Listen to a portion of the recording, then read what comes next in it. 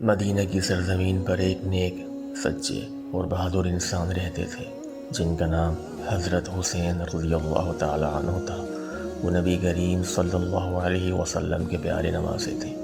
ان کا دل نرم تھا مگر حق کے لیے وہ پہاڑ کی طرح مضبوط تھے۔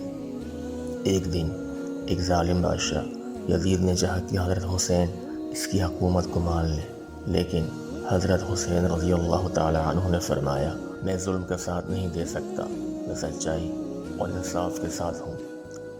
حضرت حسین نے اپنے خاندان اور چند قریبی ساتھیوں کے ساتھ مدینہ سے سفر کیا۔ وہ کربلا کے میدان میں پہنچے جہاں دشمنوں کی فوج نے ان کا راستہ روک لیا۔ وہاں خیمے لگائے گئے، بچے بزرگ سب ساتھ تھے۔ دشمنوں نے پانی بند کر دیا، دھوپ تیز تھی، زمین گرم تھی، بچے پیاسے تھے، لیکن حضرت حسین اور ان کے ساتھیوں نے صبر کیا، دعا کی اور اللہ پر بھروسہ رکھا۔ 10ویں محرم کا دن آیا۔